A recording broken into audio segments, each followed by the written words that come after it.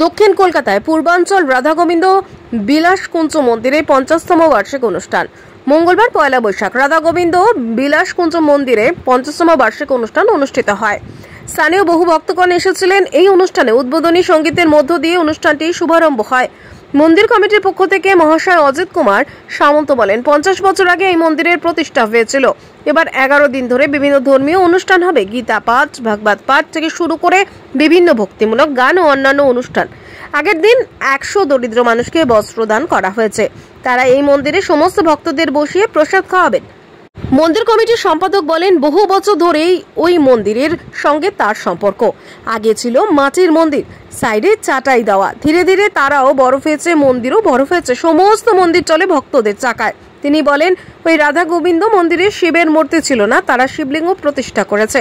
সকলের সাহায্যে তারা এগিয়ে চলেছে। মন্দির প্রতিষ্ঠার দিন 50 বছর পূর্ণ হলো। এখানে 11 দিন যাবৎ অনুষ্ঠান হবে। ভাগবত পাঠ, গীতা পাঠ এবং লীলা কীর্তন। 11 তারিখে আমরা ভক্তদের বসিয়ে খাওয়াবো। আর এটা প্রত্যেক বছরই হয়। এবছর বিশেষ বৎসর এবং নূতন বৎসরে যাতে সবাইকে আমরা সম্বর্ধনা দিয়েছি।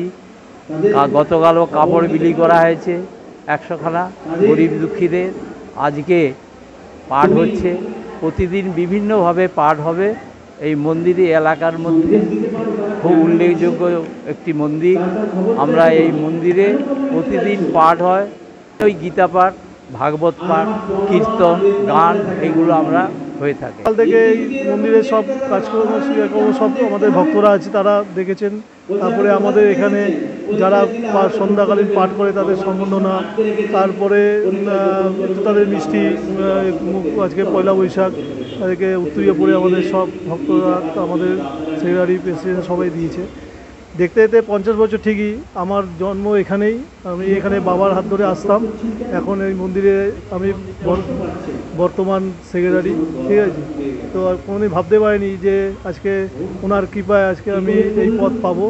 তো আমি ওনার কাছে একটাই প্রার্থনা করি যে পদ পেয়েছি যাতে প্রতি বছর ভালোভাবে অনুষ্ঠানটা করতে পারি। আগামী দিনে আরও কিছু করার প্রচেষ্টা আছে, সেগুলো ধীরে ধীরে করব।